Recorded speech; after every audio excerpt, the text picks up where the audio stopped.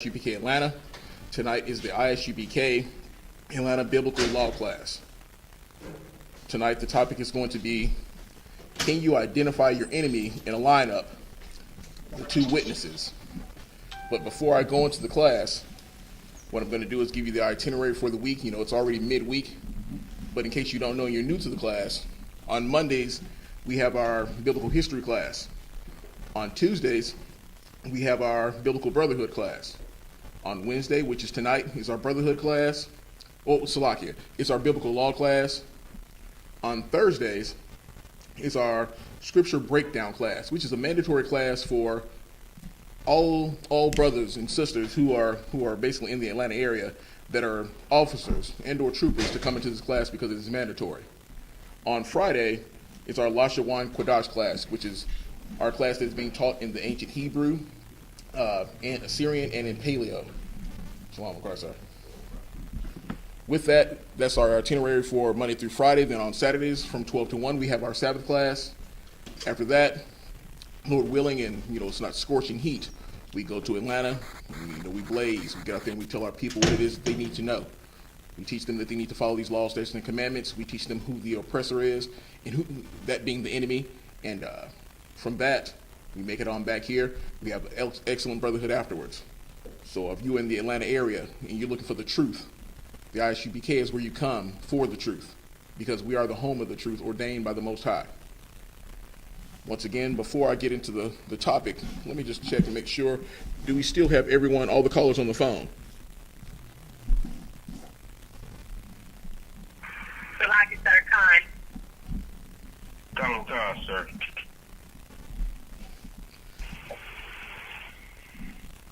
Come. Is that Trooper Makwalad? Is that you, sir? As long as you come, sir.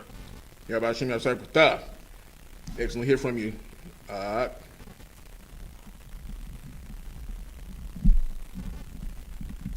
Okay. Once again, I'd like to apologize for the inconvenience. We're having a few technical difficulties, but that is not going to stop the word from being brought forth, the truth that we're going to bring today in this biblical law class. Once again, the topic that I'm going to be speaking on is, can you identify your enemy in a lineup, the two witnesses? Now, of course, when I say the two witnesses, I'm going to go into that, but just to give you a little background so in case you don't know, the two witnesses are Israel. Now, you could break that down into saying that it's Judah and Ephraim. You can break that down in saying that it's the way they say Judah and Israel, the northern kingdom and the southern kingdom. Now, what we're going to do is discuss some of the atrocities that have happened to the southern kingdom and the northern kingdom. And you're going to understand why we are the witnesses. But what we're also going to discuss is, are you capable of identifying who your enemy is? Because unfortunately, the Christian church, especially black Christians, don't know who their enemy is. It is very important to know who that is, because if you don't know who your enemy is and what he's done to you, he will continue to do it. He will continue to keep his knee on your neck, and you'll continue to forgive him, and you'll continue to love him. Because people have this misconception of thinking that loving your enemy, although you don't know that he's your enemy, you're supposed to love him. But guess what? Most times you hate your brother when he does something. And I'm talking about, when I say your brother, blacks, Hispanics, and Native Indians. Now with that, it's going to be a heavy topic, and I have a lot of scripture to cover in a short amount of time. But Lord willing, we're going to get the meat of what I'm discussing. You're going to know for sure, for those who don't already know, and those who are new to the class that are watching, you're going to understand who your enemy is, and you're going to understand how to identify him, because he has identifying markers. When you go and stand in a lineup, when something has been done to you, or just say Karen has been attacked, or so-called attacked by one of our Judite brothers, she'll call the police. She'll say that the enemy did this to her, or this person did that to her, and then they'll have to go and find a couple of people, and they'll find a couple of brothers after getting a vague description from Karen, and they'll put them in a lineup. She'll have to come and then point out which one it was that did something to her. Now, the difference between what Karen will do and what we're supposed to do is that Karen will lie. Karen will point out someone who didn't do anything to her at all. That right there is also one marker to show you that she's your enemy, that the oppressor is your enemy. Everyone knows who I'm talking about when I say Karen, because I'm talking about the white woman when I say Karen. Understanding that they will point out someone. They'll say, well, he fits the description. He's this height, he's this weight, he's this build, he looks around this age. And they're pretty precise with what they say. Now, when it comes to us, unfortunately, we aren't the greatest at being a witness. Now, when it comes to being a witness against our own people, oh yes, we can always snitch on them. We can always tell you who they are. But when it comes to pointing out who the enemy is, because we don't know who they are, because we think we're supposed to love everyone, because we think that the Most High loves everyone, we don't have the ability to point out who the enemy is because you think you have none. But I'm going to show you today that that's a lie. That's a lie from the devil. That's a lie from the Christian church. That's a lie from the Catholic church to make you think that you don't have an enemy, to make you think that we're supposed to love everyone. Because you know that your oppressor doesn't love everyone. Your oppressor hates you. But he comes to you with smooth words to make you think that he doesn't. So as we continue to go into this, we're going to discuss who the enemy is, what his characteristics are, and what he has done to our people, and how to identify him. This is a very, I guess you can say, heavy topic, because speaking from experience of dealing with my parents, they think that you're supposed to love everyone. And of course, I don't tell them that I hate anyone. I tell them that I hate what the people have done to my people. I hate what they have done to my people as a whole. They have lied to us. They're the reason why we're in the situation that we're in. Now, a portion of that is due to us also not following these laws, statutes, and commandments. But what we're going to do today is we're going to reveal some of these things so that you can see and know for sure that when you're out in the street, you're going to see certain things. When you're out in this world, in your workplace, whether you're just going back and forth to the grocery store or what have you, being on the news, whatever it may be, you're going to find out today without a doubt that the enemy is not the Black, Hispanic, and Native Indian. You're going to find out that the enemy is the oppressor. The enemy is the white man. And we know that that's the devil that the Bible speaks of.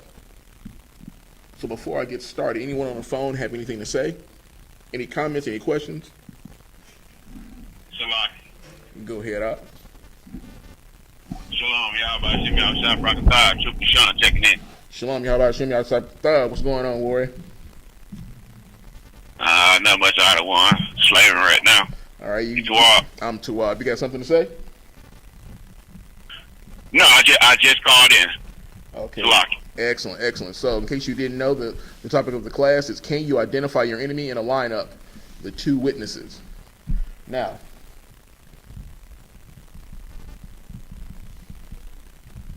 with that, I'm just going to give you some history about some of the things that have been done, and this is going to require you in the class to participate because we've all experienced it.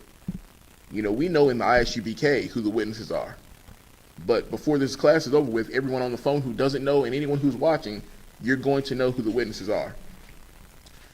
I'm going to tell you about, I want you to tell me about, we got some victims, and I want you to tell me some of the things that has been done to the black man, to the black woman. Anyone care to share some of the atrocities that have been done to us?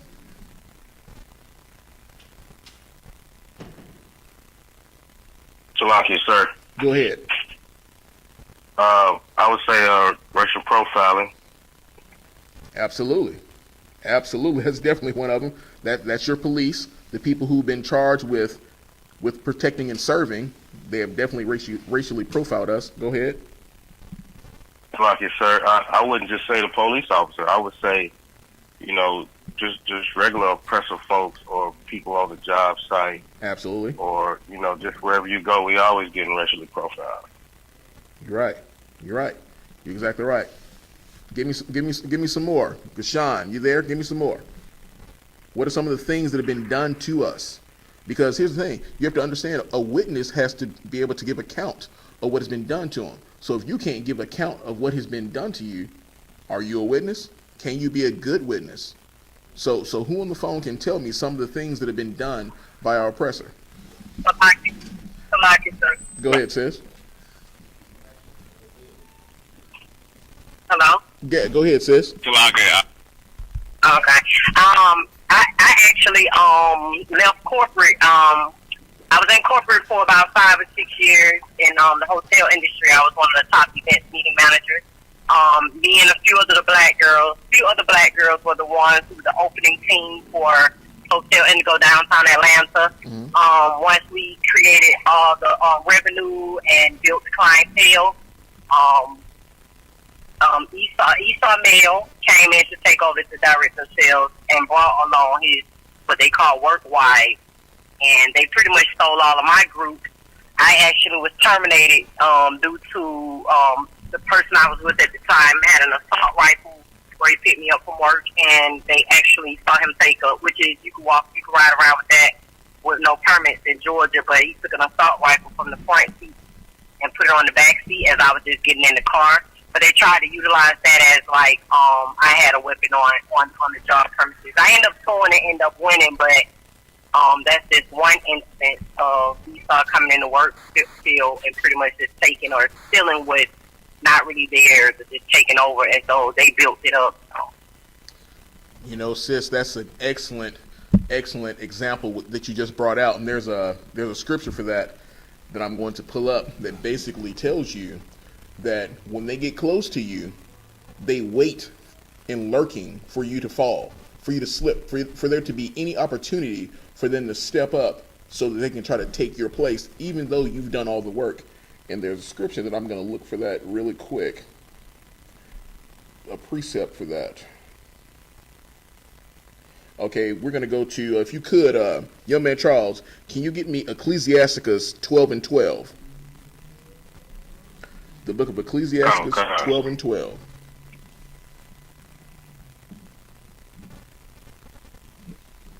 Yeah, because you'll see that the oppressor, once he gets next to you, he'll come to you with smooth words, or he'll watch you do all the work, but then he'll wait for that one way to slide in.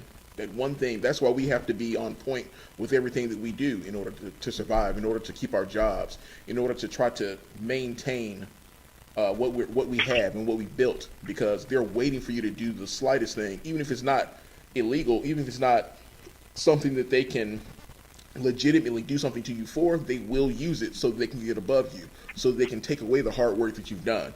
You got that work? You got that scripture from me out? What is it again? I don't want. Ecclesiasticus chapter 12, verse 12. Okay.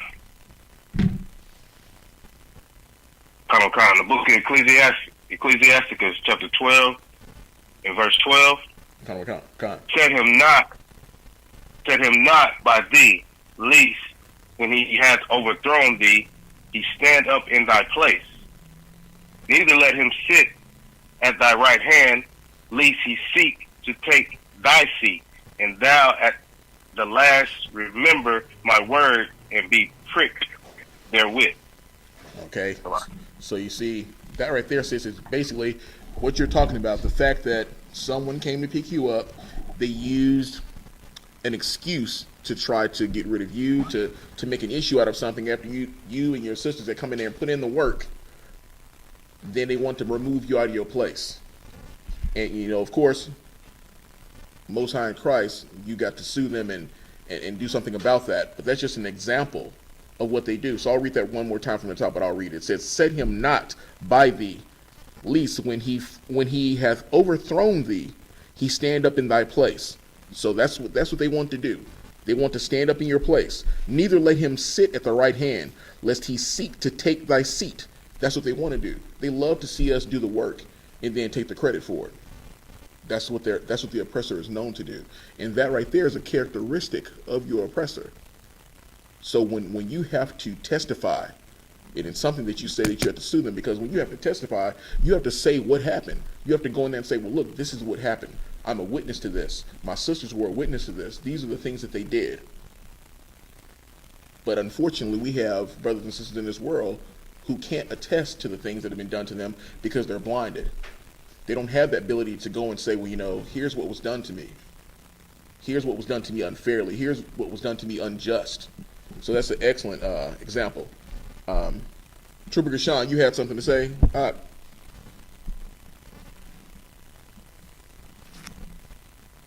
of one kind, out of one. What you were bringing out was pretty heavy.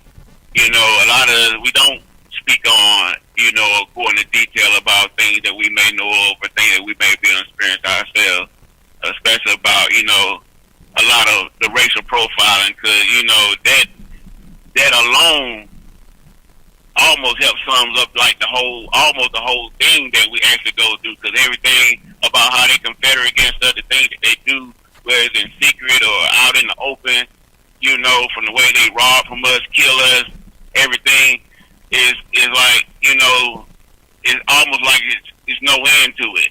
You know what I'm saying? You know, even from the way that, like, for example, how they take our land and stuff like that. You know, it doesn't even matter to the point where they're trying to expand, trying to get an airport or trying to take a highway through a certain area, or, you know, build some type of resort. You know, it seems like, you know, 99.9% of the time is always our land, our property that they're taking to actually put these things up, even after to the point where they're already taking the whole goddamn country, took the whole country from us. You know what I'm saying? You know, it just, you know, I think about it like that. Salaki. You're right. You're right. You bring out excellent points. Now, what you just did, in case you don't remember, what you just did was you were a witness. You just explained things that you've read. You just explained things that you've seen. That's what a witness does. A witness has to give an account of things that have happened. And in the I.S.U.P.K, that is what we do every single weekend. You'll hear me say this more than once throughout the class, that we go out and we scream aloud. We let the people know what their sins are, what their transgressions are, but we also point out to them who their enemy is. You know, so that's a witness. That's someone saying, hey, look, this is what is happening. This is what has been done. And as we go into this, you're going to understand why we have these two witnesses, why there was a split.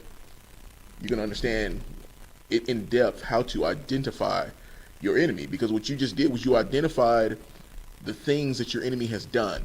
And there's a plethora of things that he's done. Many, many things that we couldn't even put in one class. But we do know that they will pay for those things, Most High in Christ. So as I continue, I'm going to give you the definition of enemy. It says the definition of enemy is a person who is actively opposed to or hostile to someone or something, an adversary, opponent. Then it expounds, it goes into a hostile nation or its armed forces or citizens, especially in time of war. It says to injure, to overthrow, to confound. That is what an enemy does. We can tell you, black people should be able to tell you, have we been injured? Yes. Have we been overthrown? Have we been confounded? Yes. Has a military might been used to control us? Yes. It has been spiritual warfare with them. It has been physical warfare with them, all by which they have made us submit to them. They have been hostile since we've been here. They were hostile before we came here. They were hostile through all of our captivities. So you'll understand as I continue to go through this why we need to understand who the enemy is. And as we go through this, you're going to see the people who do know. You're going to see the people who don't. Because there's a large group of people who don't know who the enemy is. There's a large group of people who will be horrible witnesses. So as I gave you that definition of what the enemy is, we're going to talk about some of the stuff that's going on today. I can tell you right now that the Taliban knows who their enemy is. Who can tell me if who the Taliban identify as their enemy? Who can tell me that? Salaki, sir. Go ahead, sister. They actually the United States. You're absolutely Or right. Esau, if speak. That's right. That's right. The United States, Esau's military. The Taliban looks at, or you know, when you take the Muslims, when you take them, they look at us as the infidel.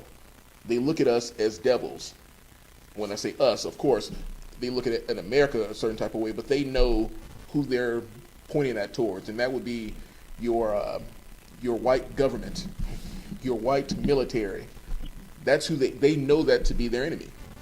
Taliban knows that that's who their enemy is, and that's not a mistake for them. There's no misconceptions. They will tell you who the enemy is. But and they live far away from us. They live oceans away from us, thousands of miles away from us, and they can tell you who the enemy is. But we live right here amongst them, and many of us can't tell you. But if you're watching this class, you'll know before the class is over with who that enemy is. Now, something that's funny about it when you really think about it, I was talking to one of the brothers the other day, and we were talking about how even the animals know.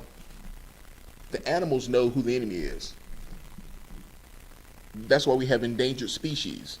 Because what the oppressor does, the white man, what he does is he goes and he hunts for sport. While he's hunting for sport, he's killing these animals. He's not killing them for food. He's killing them so that he can get their fur. He's killing them so they can get their antlers, or whatever you want to call them, or the elephant so they can get their tusk. And then they want to mount them on the wall. They take them to taxidermists and have them stuffed, and then keep them as a trophy. So they know who their enemy is. They know. The animals do. So then you think about that. Let's go not just with the animals. The fish, the water. The water knows who the enemy is. Now that may sound crazy because, of course, the water doesn't think. Go ahead. Okay. But yeah, the water doesn't think. It doesn't have a mind, but guess what? If it did, it would be able to tell you that the white man is the enemy of the ocean. What does he do? He pollutes it. He pollutes it by spilling gas in it. He pollutes it by spilling oil in it. He pollutes it by taking the things out of it that keep it clean. Now that's a different topic, but just to give you some background on it, the white man will take the shrimp out of the water, out of the ocean, which is used to keep it clean, and then put it on a plate for you to eat it. So yeah, the ocean knows who the enemy is. If it could think, it would tell you that it was the white man. That's what it would tell you. And then look at the air. The air knows who the enemy is. Look at the pollution that is put into the air from these companies, from these industries that are putting these things in the air. Look at the ozone layer that is being destroyed yearly. Now the beautiful thing about that is, just to sidebar a little bit, what has happened with the ozone layer being destroyed, it has raised the amount of skin cancer amongst Esau. It has raised it 200%. Yahweh shot for that, because they can't stand the heat. Well, they want to be in the heat, but they can't stand the sun. The sun can't stand them, or should I phrase it that way? That's why they bubble up and blister up and get sunburned. So as they continue to destroy the ozone layer, it's being returned in kind by destroying them. So as I said, the animals know who the enemy is. The air knows who the enemy is, and the water knows who the enemy is. But there's some people who doth not consider. There's some people who don't understand who that enemy is today. And it's unfortunate. It's unfortunate. Go ahead, Ak. If I may, I just want to make a comment on the topic that you're on. It's so heavy. It reminds me of that movie with Will Smith had played with that I Am Legend. Where those pale devils can only come out when the sun went down, and they would eat anything that moved. Right. I do remember that. You just made me think about that. We was on that topic. That's right. You're exactly right, and that's what they do. That is exactly what they do. They're animals. They're beasts, and they come and they devour. They take over. They destroy everything. That's why all the nations, even the heathen nations outside of them, know who the enemy is. Moab knows that the white man is the devil. Ammon knows that the white man is the devil. Ishmael knows that the white man is the devil. Now, they are all our oppressors, but there's one head oppressor, and that would be Esau. He is the number one enemy to blacks, Hispanics, and Native Indians. So as I continue with this, when I was talking about with you with the two witnesses who had a front row seat to the crimes and the atrocities that have been committed by this enemy that I'm speaking of, and the importance of understanding the two witnesses and knowing that they are the northern kingdom and the southern kingdom. You know, those two witnesses are Israel, blacks, Hispanics, and Native Indians. That's who that is. So, if you would, as I continue here, I'm going to break down to you, going into some of the scripture, a little bit about the two witnesses so that you can see that they're Israel. But I want you to understand that the problem with some of the witnesses is that they can't describe who the perpetrator is. That's why the Lord ordained the I.S.U.P.K. to go out and teach. He ordained these priests and prophets to go out and teach and scream aloud to you, not only these law, statutes, and commandments, but to let you know who your oppressor is, who your enemy is, the person that is coming to take over, the person that is coming to kill and destroy you, the person who's coming to steal everything from you. So you have to be a good witness when you're going to place this judgment, because that judgment will come. And we have a job to be able to say, look, I'm going to proclaim this around the world. And that's what we've done since we've been split up into these two kingdoms. We've been scattered all over the place, but we are those witnesses. If you would, young man Charles, give me the book of Revelations, chapter 11, verse 3. The book of Revelations, chapter 11, verse 3. And let me get there with you. Okay, sir.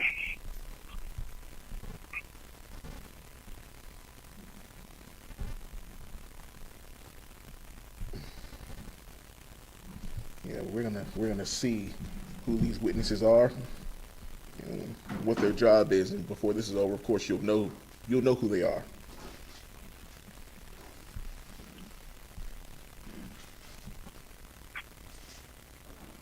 Read it when you got it out. Come on, sir. The book of Revelations, chapter 11 and verse 3.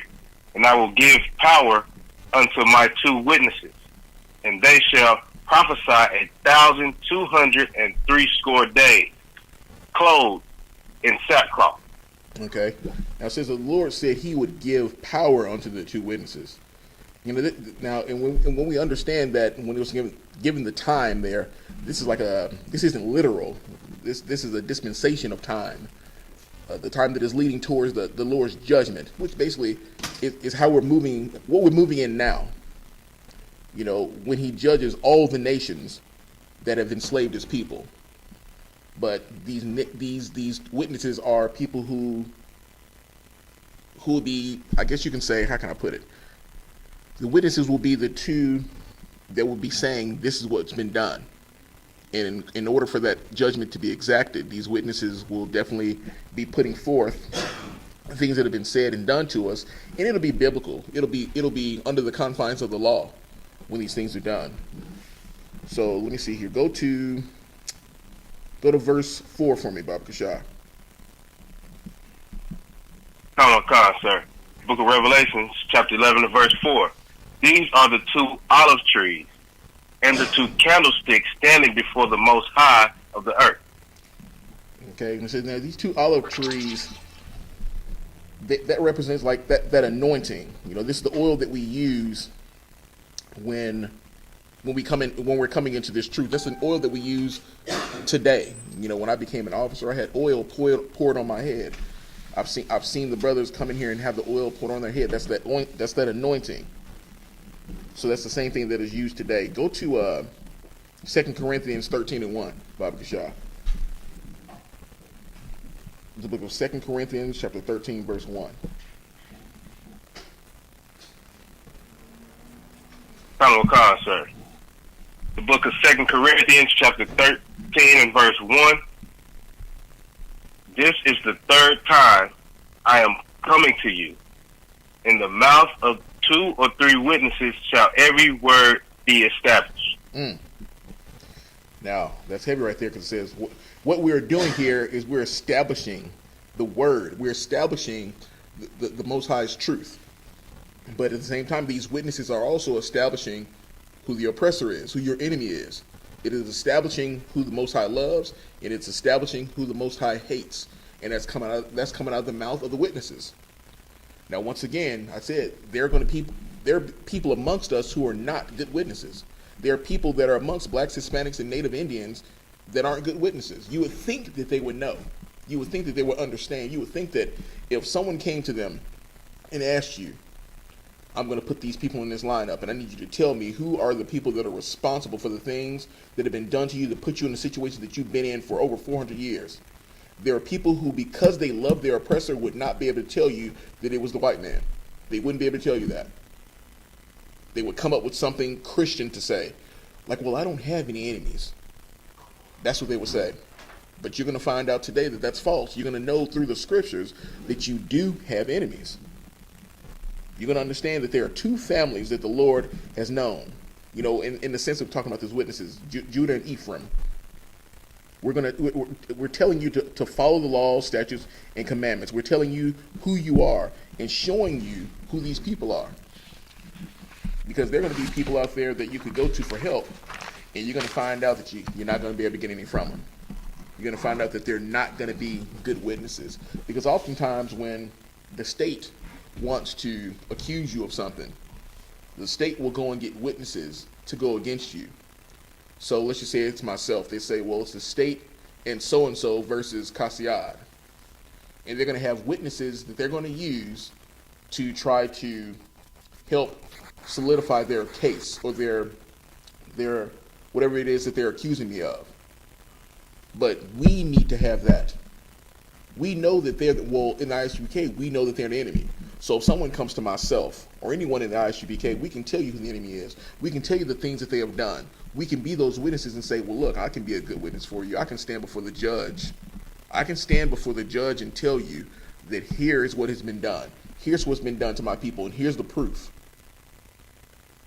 But if you don't know who the enemy is, if you think that you're supposed to love everyone, if you think that the Most High loves everyone, you can't do that. You wouldn't be a good witness at all. If you could, young man Charles, get me Deuteronomy 17 and no, I'm ahead of myself. Yeah, get me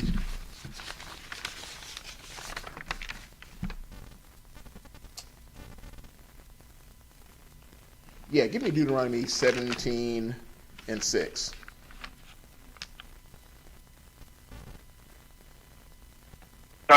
Sir, the book of Deuteronomy, chapter 17 and verse 6.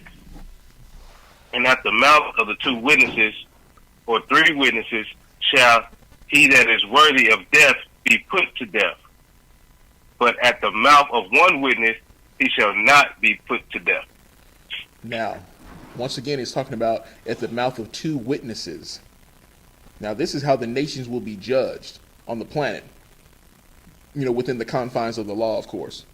And what you just read, when it says, but through one witness it can't be done. Now, this will explain to you that the separation was, I guess you can say, for lack of better words, it was ordained by the Most High. It had to be done because this is how he wanted to proclaim the justice over the nations. So he had to separate us. That's why you have the two kingdoms. That's what it says, that it couldn't be done with one. That's why you have the two witnesses. This is how Esau and Moab and Ammon and Ham, all the heathen nations will be destroyed. You know, how we will carry this global judgment out. And at the same time, it'll be from the mouth of two witnesses. This is the Most High's doing when he calls the two kingdoms to split. When he calls the kingdom to split and to become two. Read verse 4 for me, Baba Kashah. Verse 7, Salakia. Verse 7. The hands of the witnesses shall be first upon him to put him to death, and afterward the hands of all the people, so thou shalt put the evil away from among you. Now ask yourself this. You know, you have these two witnesses. They have to be able to give account for what has happened, for this judgment. Because, you know, we're not going to falsely accuse anyone. Everything that has been done, we will give account for. We will say, this is what has been done. This is what has happened to our people. And like I said, we will be able to show proof of these things. But if you aren't in this truth, if you don't know who your people are, if you don't love your brother, go ahead, Art. What you're saying right now, out of one, so heavy. It's just like, you know, that's how things once was. That's how things used to be. when something went wrong or something was happening, in our villages, in our towns and stuff like that, we went to the elders, we went to the high people around for them to, pass judgment on our situations and stuff. We went to the priests, whoever was in charge, back then. What happened is just seemed more like the heathens, they adapted to that same notion because that's where their courts and stuff, when they came over here and done what they done, and got power, it seemed like that's what they did. They were having their courts and stuff inside their churches, inside their Methodist churches, inside their Presbyterian churches. That's where they were holding their courts and stuff. And then it seemed more like, when they started drafting into getting Negro slaves and stuff like that to build up the Baptist churches and stuff like that, they took the courts out of the churches. Mm-hmm. They had their separate courthouses there, and it seemed like they knew for a fact that if they kept the courts and stuff in the churches or whatnot. Now you got black churches. No secret out here. We got plenty of black churches that white, that our presidents don't go to, and they got plenty, heathen churches that, Edomite churches that, none of us go to. They knew that we went past that type of judgment, what they're doing in their courthouse today, in our own Southern Baptist churches and stuff like that. We wouldn't hold a lot of our youth and elders accountable to the extent of what they're doing too. So our oppressor knew he had to take the courts and stuff, out of the churches and stuff like that, And a lot of people do know that, but a lot of people don't speak on it. I think me and a brother were talking about this, not too long ago, about how they flipped it, from what we always did. It's always proper for the elders and the priests and stuff. Because that's what you did. You went to the church. You know what I'm saying? You went to the people, and like how we did with the witnesses. If however the situation was handled, you know what I'm saying? If we had to go deeper, we went and got witnesses for it. You know what I'm saying? Right. But for major trials and stuff, we're always in front of a large group or the community or whatnot. It's a lot. No, you're right. That's heavy. That's heavy. Matter of fact, to go with what you're saying, young man Charles, give me Isaiah 43:8.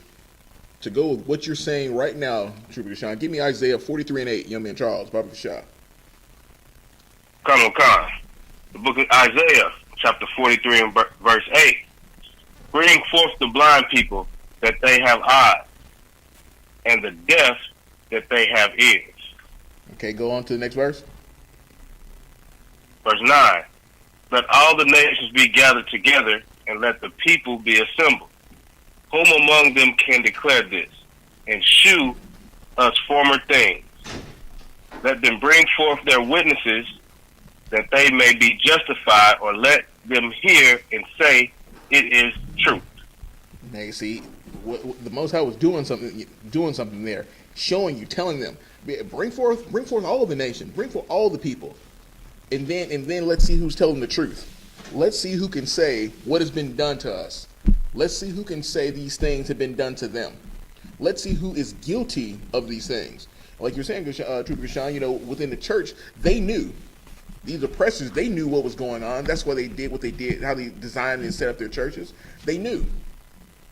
You see, they brought forth their people, but because we were blind, because we couldn't see, we weren't able to be those witnesses. We weren't able to stop and say, hold on, we shouldn't be doing this. We shouldn't be setting up a church with you. We shouldn't be Christians. We shouldn't be Baptists. We shouldn't be Presbyterian.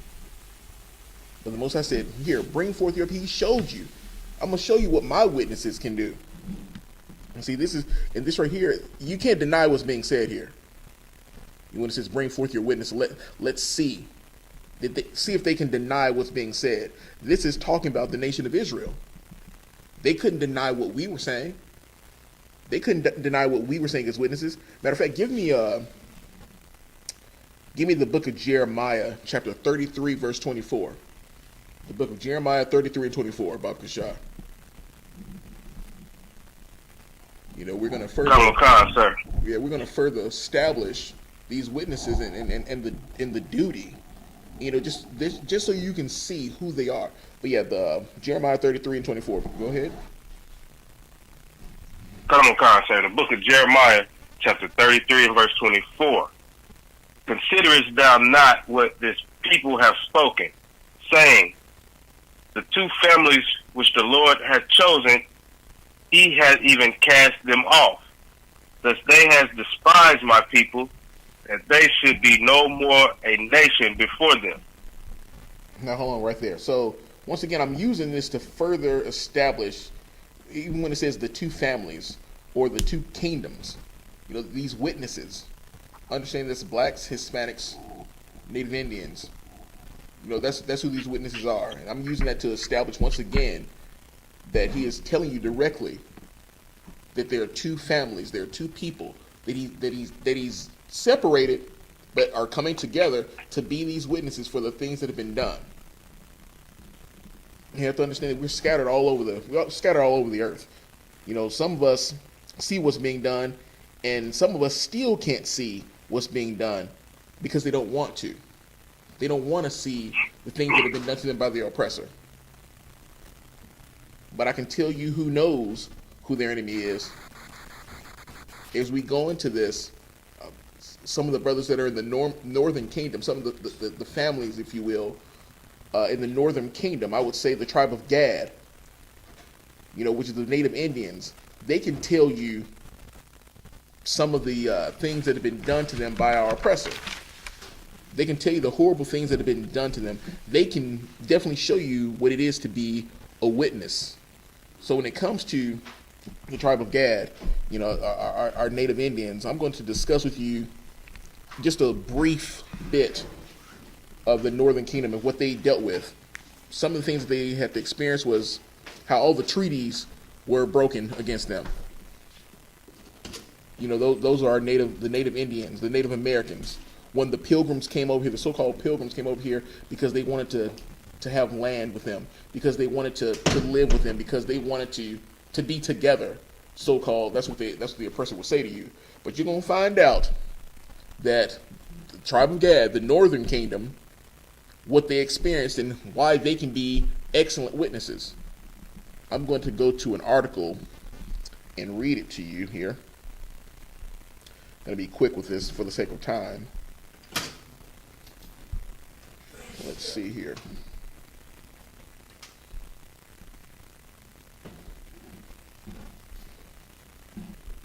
Let's see. This article is going to...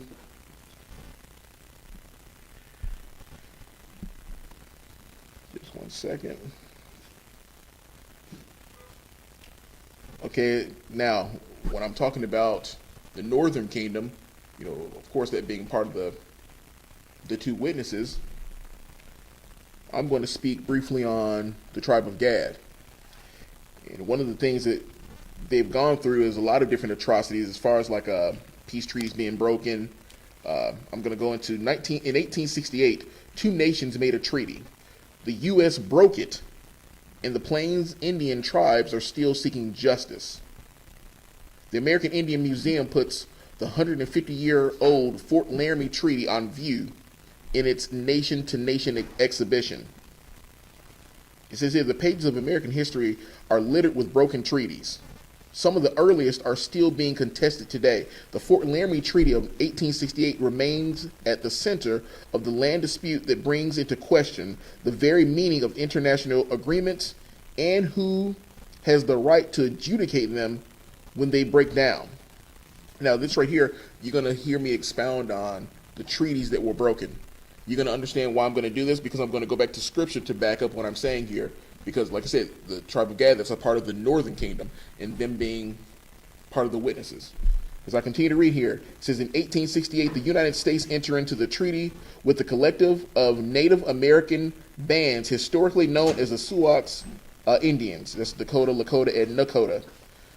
The treaty established the Great Sioux Reservation, a large swath of lands west of the Missouri River. It is also designated Slovakia, the Black Hills, and unceded Indian territory. for the exclusive use of native people. But when the gold was found in the Black Hills, the United States reneged on the agreement, redrawing the boundaries of the treaty and confining the Sioux people. So once they found gold there, they decided, okay, well, we're gonna renege on this treaty that we have here.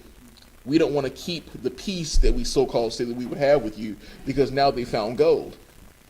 Now, as I continue reading here, it says here, the United States reneged on the agreement, redrawing the boundaries of the treaty and confining the Sioux people, traditionally nomadic hunters, to a farming lifestyle on the reservation.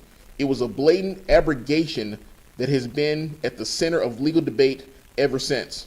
So to this day, they're still in arguments about it. It says here in 1980, the United States Supreme Court ruled that the U.S. had illegally appropriated the Black Hills and awarded more than $100 million in reparations to the Sioux Nation. But guess what? The Sioux Nation refused it. They said, we don't want it. The Sioux Nation refused the money, which is now worth over $1 billion. See, they knew what their land was worth. It says, stating that the land was never for sale. Now, I'll tell you that about the peace treaty is because that's just one of the things that your oppressor did when he came over here and did what he did to our Native Indian brothers. He comes to you with these smooth words. He tells you these things to make peace with you so he can then get next to you. Give me Ecclesiasticus 12 and 15.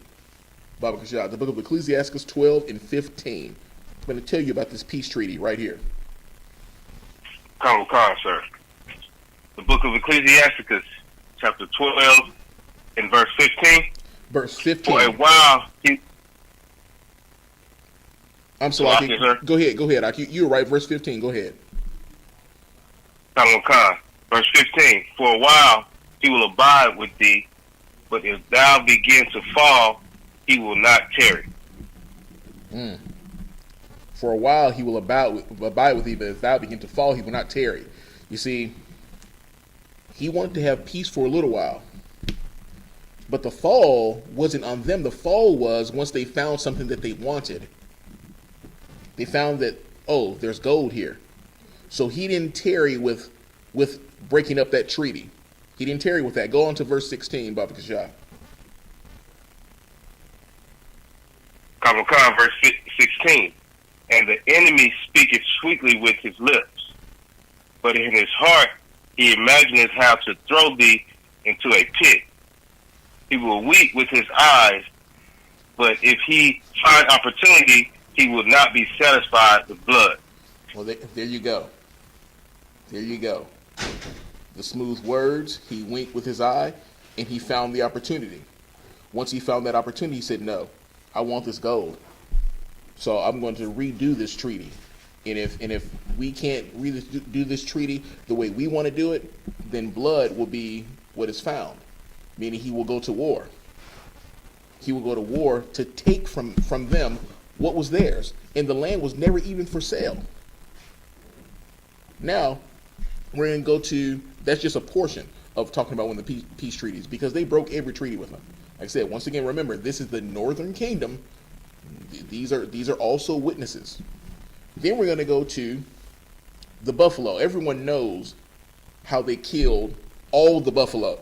They wanted all the buffalo dead so that they could starve them. They want to starve the the Native Indians so that they couldn't eat. And by starving them, that will do what? Bring them into submission. Bring them to a place where they had to do what? Go to the oppressor so that they could at least eat. That rings true today. We have to go to our oppressor for everything. For those of you who don't know that you're slaves, for those of you who don't understand that you don't run anything, you have to go to your oppressor to eat. You have to go to your oppressor for clothes. You have to go to your oppressor to drink water. Everything you have to go to him for. Yeah, but let's go ahead and keep it going. Let's go to how they gave them smallpox. Now, once again, this is the Native Indians. They can be a witness. If you were to take the oppressor, if you were to take the white man and put him in a lineup, I guarantee you, if you go to the tribe of Gad, they will be able to tell you who their enemy is. There wouldn't be any hesitation. they would be able to identify who their enemy is. They could be a good witness to what has happened because of the atrocities that have happened to the Native Americans. So when I'm talking about how they destroyed all of Buffalo, when I'm talking about how they got smallpox, when I'm talking about how they broke every single peace treaty, that's just a small thing compared to all that they did, all the grotesque things, all the inhumane things that they did to our people. So once again, these are identifying markers of who the enemy is. Because you can't name another people that have come and conquered a nation and took everything from them and then acted as though they didn't. Matter of fact, what do they call that? They called it manifest destiny, where they felt that it was something that it was a part of their destiny that they were to come and do these things. That's the arrogance of these disgusting, vile people.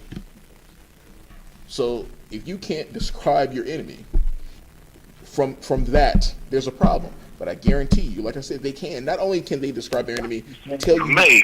Go ahead. Kind of cut the water so real heavy, if I may. You know what I'm saying? These devils used to sharpen their weapons and practice that on our ancestors.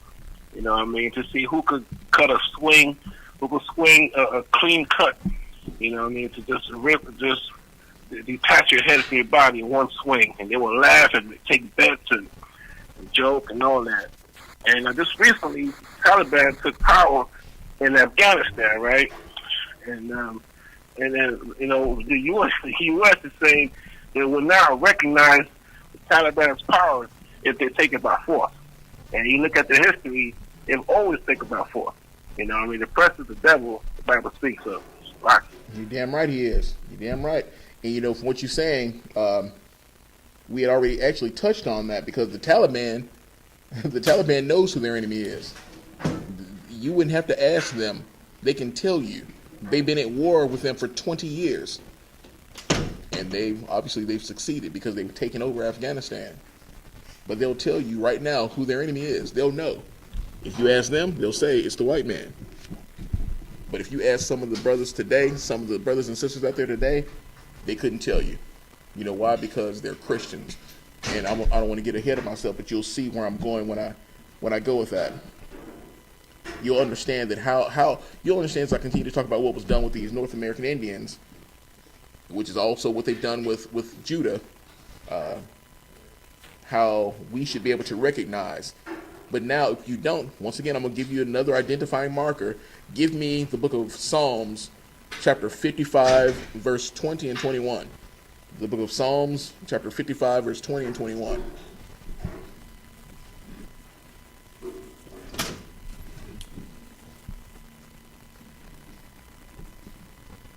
Salakia, sir. He said Psalms 25. Salakia. Psalms 55, verse 20 and 21.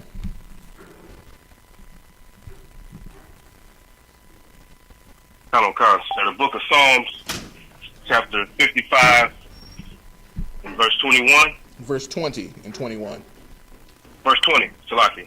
Verse 20. He has put forth his hands against such as be at peace with him. He has broken his covenant. See? Verse 21. Now, hold on with that. Now, the pilgrims, for lack of better words, these devils, they were the ones who broke their covenant. They were the ones who broke their treaty because the Native Indians were trying to be at peace with them. That's what they were trying to do. They were trying to be at peace with them. But what do they do? Go ahead and give me verse 21.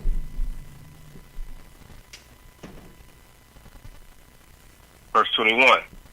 The words of his mouth were smoother than butter, but war was in his heart. His words were softer than oil, yet were they drawn swords. And you see? The whole time his plan was to come and to overthrow. His whole time was to come and to confound. His whole time he knew that he was the adversary. He had a plan, but he laid in wait. He was patient with what he did. He waited to get next to them so that he can then get ahead of them, so he can get on top of them. He gave them smooth words. He thought that he taught and spoke like he was at peace with them. But the whole time in his mind was war. And the whole time in his mind was, how can I take over? How can I destroy these people? How can I get on top of them? So I can tell you once again, these people right here can identify who the enemy is. They can identify to you clearly who the enemy is without a problem. So the history of what has been done to our native Indian brothers and sisters is much deeper than these few atrocities. And I don't downplay that by saying few atrocities, because an atrocity is something that is absolutely horrible that has been done to our people. But if they were asked to identify their enemy in a lineup, they would be excellent witnesses. They wouldn't hesitate to tell you, here is who did this to my people. And not only did they do this to my people, after they did it, they created a goddamn holiday called Thanksgiving, in which they celebrate on the low, they celebrate how they conquered us and how they took the land from them. And it's called Thanksgiving. Who the hell are they thanking? They destroyed our people. They ran them off their land into some goddamn reservations. They made them sick. They did all kind of things, raped, pillaged, and destroyed our Native American brothers and sisters. So let me tell you, I guarantee you the Native Indians know who the enemy is.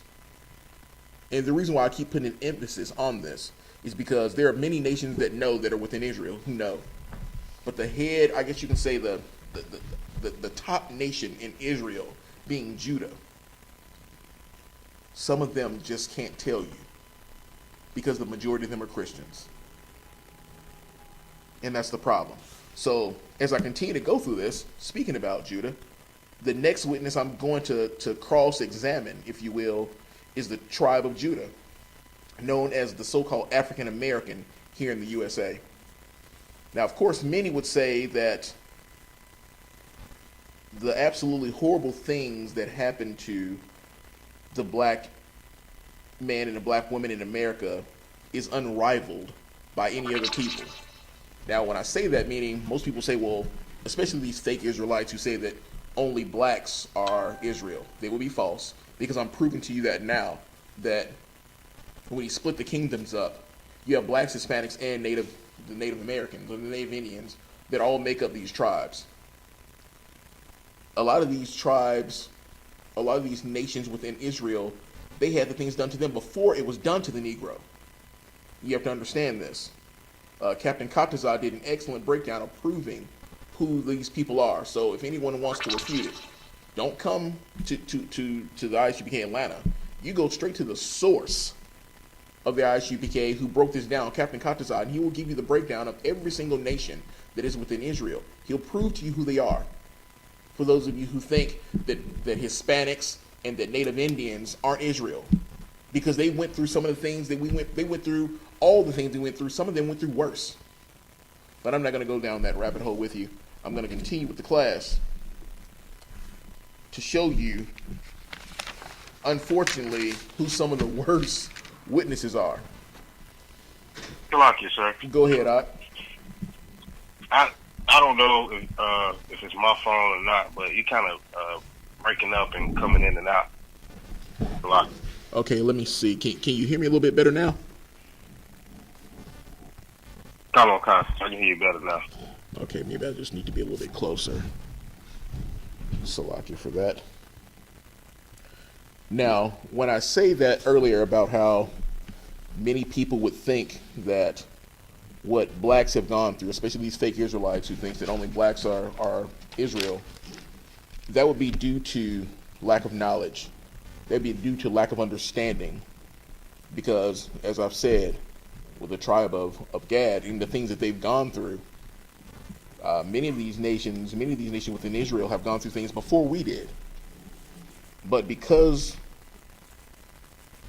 of that misunderstanding, they don't understand that we don't separate what has been done to the tribe of Gad, the Native Indians, from what has been done to the Negro. We are one. We are one nation. We're Israel.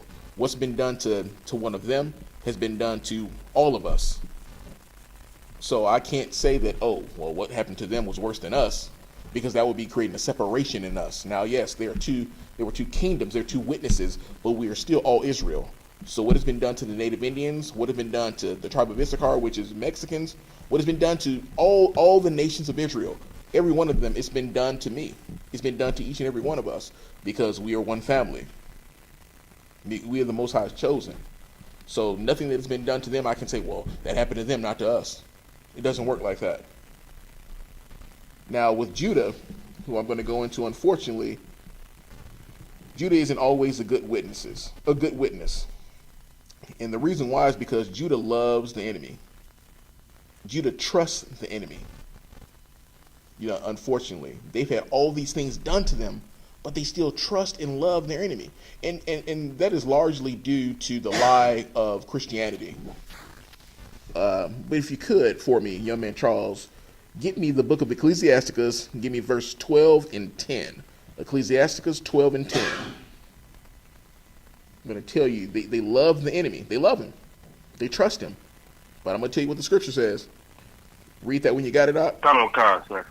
Go ahead. Come on, sir. The book of Ecclesiasticus, chapter 12 and verse 10. Never trust thine enemy, for like his iron rusteth, so is his wickedness. Never trust thine enemy. It's telling you that. It's letting you know not to trust him. Now, there's also a scripture in the book of Deuteronomy. I can't think of it off the top of my head. If you can get it, it says, where we will be sold unto our enemies. Let's see here. Where we will be sold unto our enemies. Now, I'm further driving home the point that Christians, black Christians, know nothing. They can't be a good witness at all. And I'm going to explain to you why I'm saying this. Lock it, sir. Go ahead. The book of Deuteronomy, chapter 28, verse 68. Absolutely, go ahead. Come on, sir. The book of Deuteronomy, chapter 28, verse 68. And the Lord shall bring thee into Egypt again with ships, by the way whereof I spake unto thee. Thou shalt see it no more again, and there ye shall be sold unto your enemies for bondmen and bondwomen, and no man shall buy you. Now, we understand, for those who have been coming to class, those of you on the phone who've been coming to class, you already understand and know what this breakdown is. It says, you'll bring thee into Egypt again in ships, because we know that Egypt is bondage.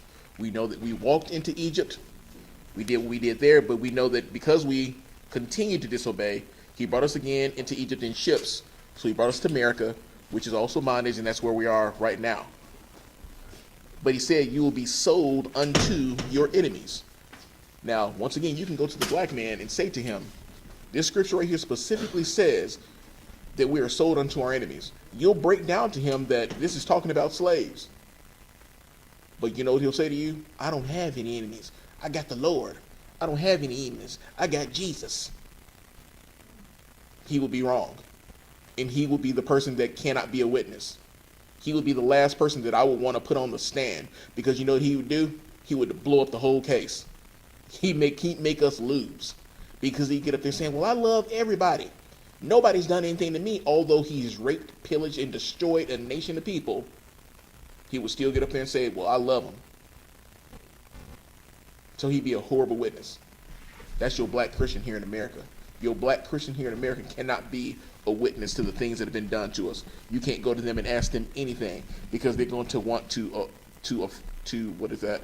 defend their oppressor. Let me go ahead and continue. Give me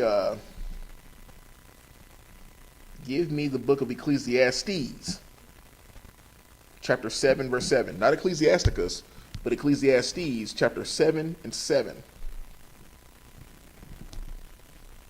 Come on, sir. Book of Ecclesiastes, chapter 7 and verse 7. Surely oppression make a wise man mad, and a gift destroyeth the heart.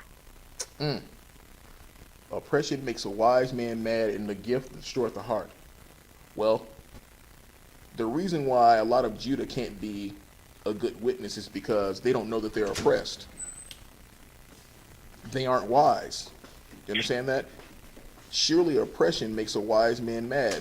But if that man doesn't know that he's oppressed, he isn't wise. And it says a gift destroyeth the heart. Well, because they're giving something. They're giving a good job. Or some of these athletes, especially them, they'll make millions of dollars. Or some of your movie stars, they'll make millions of dollars. So they've been given something. They've been given a little status. They've been given what they would think is freedom. Not understanding that they actually have nothing. Nothing compared to what the Most High has given us through these laws, statutes, and commandments, which is life. If you don't have the law, statutes, and commandments, you're a dead man walking. You're a dead woman walking. You don't have anything. And that's what's unfortunate. They don't know that they don't have these things. A wise man is angry at his oppression. A wise man won't let a gift destroy his heart. At my slavery, they can say, well, I'm gonna you've done excellent work. I'm gonna give you this raise. That means nothing to me. Your raise can't possibly even add up to the amount that I'm deserved, that I'm due for what you've done to my people, for what you've done to us as a whole. So that raise means nothing. So that gift, that gesture is nothing, but many of us are destroyed by that. We forget where we came from. That's what happens. Let me see here. Now, right now I'm going to ask the class, what is the first thing that comes to mind when you think about what has been done to black people in America? What is the first thing that comes to your mind? Anyone in the class tell me. I'm looking for something specific. What is the first thing? Lock here, sir. Go ahead. I would say slavery. 100%. Slavery. And, I got a bit ahead of myself with Deuteronomy 28:68. But yes, that's the first thing that comes to mind is slavery. Of one of the worst things that have happened to us. And of course, we're still in that today. But when you ask the Christian pastor, he won't be able to break that down for you. Matter of fact, he'll tell you that he isn't a slave. He'll tell you that he's free. How do I know that he'll tell you he's free? Because he will also tell you that he's saved. But we know that the scripture says that to those who endure to the end, the same shall be saved. So not only will he not tell you that he's a slave, he'll say, I'm free. He will also tell you that he's saved, which he is not. So, once again, can the black Christian man and woman be a good witness? Absolutely not. When you tell them about slavery and break it down to them with the slavery, can they be a good witness? Absolutely not, because they'll tell you. That was then. That's not today. Why? Because the gift has destroyed the heart. Because they've gotten something. Because they don't understand to this day that they're still oppressed. They don't understand to this day that they're still slaves. And that's what's unfortunate. But let me ask you, all of you in the class right now on this phone call, there's a phrase, and it's about slaves. Stay in the topic of what we're talking about. There's a great quote that has been made by someone about slaves, and it's very powerful for what we're talking about being a witness, about identifying your enemy. And I want to see if someone can tell me about this slave quote. It's not in the Bible, but it's a quote, and it rings still today with me talking about black Christians and them not knowing that they're slaves. Who can give me the quote that I'm looking for? That's lying, sir. Go ahead, Michael Lott. Because I would have freed a lot of them if I still they were slaves, if they still they were slaves at this point. 100% correct. That is Harriet Tubman. She said, I would have freed 1,000. I freed 1,000 slaves. I could have freed 1,000 more if only they had known they were slaves. Now, go ahead. Oh yeah, y'all about Shimmer Show awesome the podcast, y'all. Yeah, about Shimmer Show question. I don't know if you have get the answer yet or whatnot. No, what's that question not? Do you know about the quote? The slavery quote? Oh yes, that was Harriet Tubman. Yes, Michael, I gave it to me. Yeah, okay. Mm-hmm. All right. Absolutely. Yes, that's a very So famous. like it, sir. Go ahead, sis. It's another one too, but it's not like a quote, but you'll hear them say, "Work you like a Hebrew slave." Right. That's an old saying. Right. That's an old saying, and we say it all the time. We can just say it in conversation. Man, how was work today? Man, they worked me like a Hebrew slave.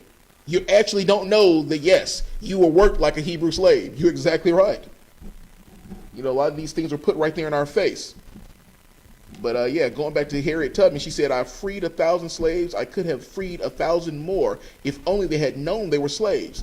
Understand this. Black people in America today, unless you are in this truth, you don't know that you're a slave. Unless you're in this truth, you don't know that today, right now, you're a slave. And you know why? Because of the Christian church. That's why. The Christian church doesn't know that you're a slave. Now, many people will say that that's a false quote. If you go and you Google it, they will say that quote by Harriet Tubman is a false quote. But let's just say that it is. Answer this for me. Does it not ring true today? Are there people today who don't know that they're slaves? Absolutely there is. And that would be every black and Hispanic that is tied up in the Christian church. Every one of them have no idea that they're still slaves today.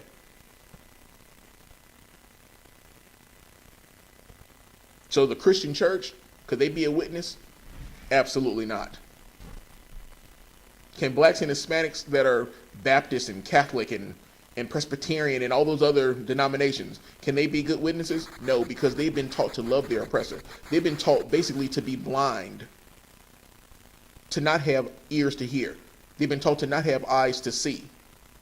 So they couldn't be a witness to the atrocities that have been going on, because they will say, "Oh, it's happening to everyone." That's a goddamn lie. It's not happening to everyone. It's happening to a specific group of people, and that specific group of people is Israel. But I can tell you one thing. I guarantee you Harriet Tubman, she knew who she was running from. She was running from her goddamn enemy. That's who she was running from. When they were going to that Underground Railroad, they were trying to get away from the goddamn white man. So if you ask her to identify her enemy in a lineup, Harriet Tubman would tell you it's the goddamn white man. That's what she would tell you. And everyone who ran with her would tell you that it's the goddamn white man. That's him. That's the enemy. That's the one who has raped me. That's the one who killed my son. That's the one who killed my daughter. That's the one who hung my husband. That's the one who took us from our land. That's the one who stole our heritage from us. They will be able to tell you that. But today, no. No, they can't. Somebody give me, matter of fact, young man Charles, give me the book of Deuteronomy, chapter 32 and 7. The book of Deuteronomy, chapter 32, verse 7. Salakia, sir. Go ahead, sis. Yeah, I'm going to add something on to you on with what you were saying about Harriet Tubman. Mm-hmm. Go ahead. There's a movie out by Harriet Tubman. Right. So I don't know if any other brothers and sisters that have seen it or not, but it's a real good movie. Okay. Okay, yeah, I'll have to check that out. I've heard some people talk about it, but it's one of those that I haven't had a chance to watch. It's a good movie. Okay. The water for that, really sis. is. I'll definitely and check it out. everything was talked about tonight about Harriet is true. Excellent. She was a hardcore sister. Hardcore sister, harder than any of these preachers and pastors of these black congregations that you have today. Harder of any of these gatekeepers that we have today. Harriet Tubman was. The water for that, sis. If you could, young man Charles, give me Deuteronomy 32 and 7. Come, sir. The book of Deuteronomy, chapter 32 and verse 7. Remember remember the days of old. Consider the years of many generations. Ask thy father, and he will shew thee. Thy elders, and I will tell thee. Read that one more time, because those are people who would definitely be witnesses. They wouldn't be lacking. He's telling you, ask those of old. Ask them. I know when I've talked to my father, he would tell me the things that he experienced growing up. And then if I were to ask his father or his father's father, they would tell me the things that were done to them while they were growing up. They would know who the enemy was. They would know who the oppressor was. That's where you ask those of old. Read that for me one more time, Baba Shah. Khan, sir. Book of Deuteronomy chapter 32 verse 7. Remember the days of old. Consider the years of many generations. Ask thy father, and he will shew thee. Thy elders, and they will tell thee. Damn right. Damn right. And you know what? Before I get off of them with the slavery, there's one more person I'm sure that someone on the line knows. There's one more hardcore brother that showed that he knew who the enemy was. Can someone tell me who that brother was?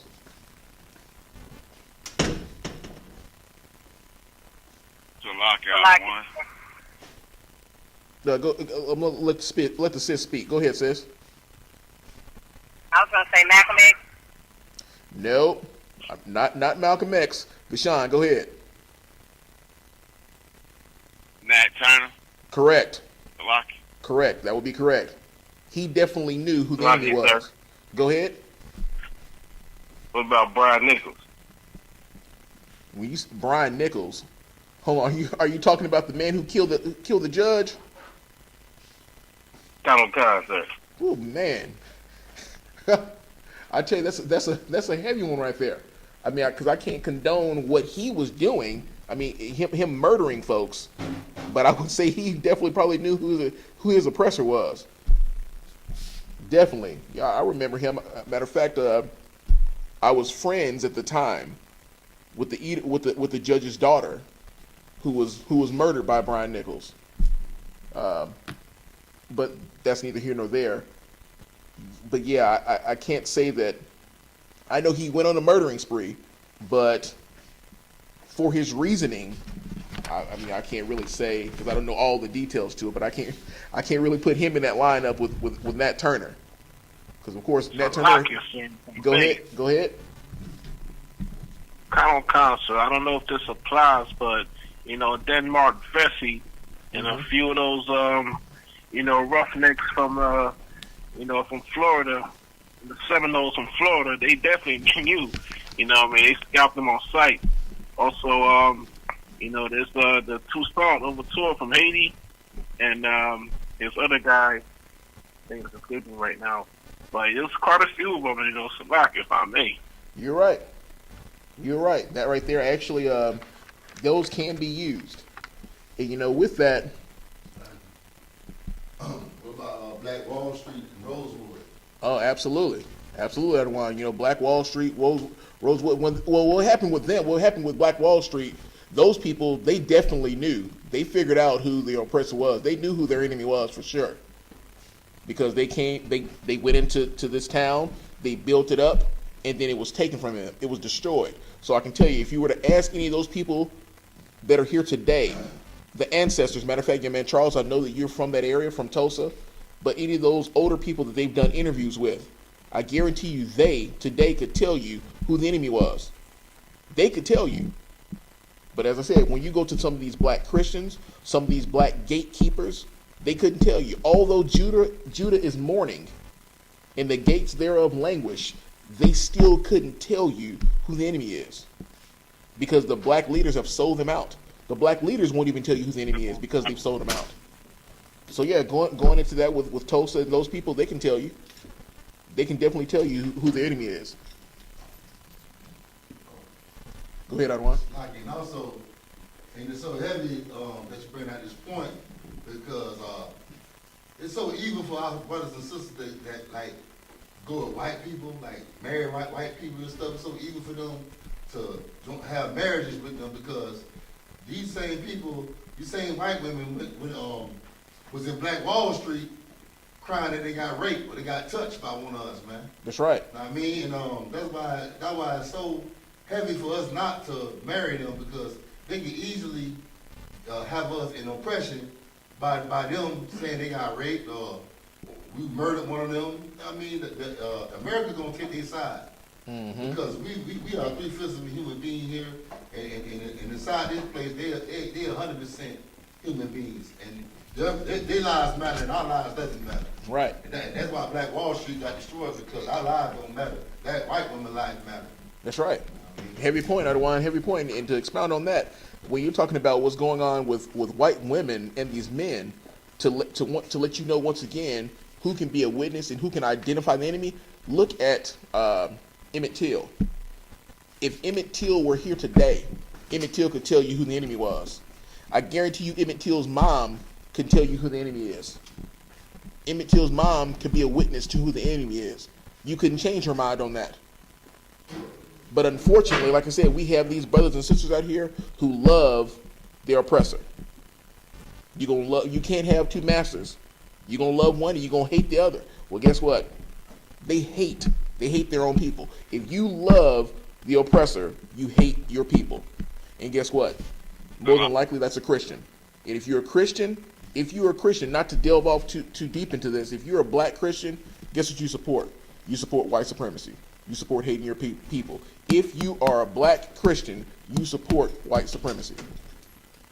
You got something to say? Go ahead. It's such a heavy topic that you're on. It just, like you were saying, our Christian leaders, what I'm saying, our pastors, they're the ones, we should, be holding most of the blame to, because, they're the ones that lead the majority of our people, not telling them the truth, and not being open with them, not reminding them about the days of old, especially ones that's here recent, within the last 100 to 200 years. A lot of times in top, you don't really have to go back that far, and just to touch on the topic, and speak of something that's so close to home, it come like from right around my area, when our people sat there and rebelled and, burnt down majority of the town, they did that for a reason. They didn't just, wake up through the middle of the night and say, like, hey, we're going to go burn it down. We're gonna go burn these heathens. What they built, we're going to go burn that stuff down, They did that for a reason, what I'm saying? And the leaders, the pastors, and, the leaders in the community, they won't even speak on the topic. They don't remind people of what happened back then and why it happened, and, to give them a better intel about who the enemy is, reminding them, because they're all, in together with that oppressor, for, either self-gain or out of fear, or speaking the truth. And that's why in the I.S.U.P.K, on the Commander General Yahanna, we have that truth because we willing to speak on any time. That's right. You're exactly right. And like I said, I'm not going to go. There's other things that I could go into, but I'm going to close it out with a couple more things here to expound on what you just said, but to let you know why it's important, why it's so imperative that you come into the I.S.U.P.K under Commanding General Yahanna. You understand that every black, Hispanic, and Native American needs the I.S.U.P.K. They need the I.S.U.P.K. Because without the I.S.U.P.K under Commanding General Yahanna, being ordained of the Most High to teach the truth of the Bible, we will continue to be destroyed. We will continue to love our oppressor, and he will continue to destroy us because we don't know who he is. We have something that we do every single weekend when we go out to let the people know. And I'm going to let you know before this is over who and where the witnesses dwell. Get me the book of Isaiah, chapter 58, verse 1. Baba Kashah, young man Charles. Come on, cry, sir. The book of Isaiah, chapter 58, and verse 1. Cry aloud, spare not, lift up thy voice like a trumpet, and shew my people their transgression, and the house of Jacob their sin. Right now, when we go out and we crying aloud and sparing not, that's what's happening every single weekend. Every single weekend, that is what's being done. We're sparing not. We're telling them that they need to follow the laws, statutes, and commandments. We're telling them that they need to separate from the oppressor. We're telling them that they need to come home. They need to come to the I.S.U.P.K so that they can learn how to survive, how they can learn how to love their people. But not only are we doing that, we're pointing out to them who the oppressor is. We're pointing out to them who their enemy is. something that their enemy is not going to tell them, and something that these black gatekeepers aren't going to tell them. So if you want to know where they dwell, if you want to know where these witnesses dwell and who they are, who these people are, give me the book of Ezekiel 11 and 16. Book of Ezekiel 11 and 16. Final concert. The book of Ezekiel, chapter 11, verse 16. Therefore say, thus saith the Lord God, although I have cast them far off among the heathen, and although I have scattered them among the countries, yet will I be to them as a little sanctuary in the countries where they shall come. That little sanctuary in the countries where they shall come, where we've been scattered, that is the I.S.U.P.K. We are all over this country, and we're outside of the country. Ezekiel 11 and 16 is talking about us. We are those people that are crying aloud. We are that little sanctuary for you to come to, Black, Hispanic, and Native Indian. That's the I.S.U.P.K. If you don't come to us, you're not going to learn this truth. If you don't come to us, you're probably not going to survive. If you don't come to us, you won't know who your enemy is. You won't be able to identify him. You won't know that you are called to be a witness to what's been going on. And with that, I'm going to hand the class over to powerful priest, prophet, and officer, Yahanna.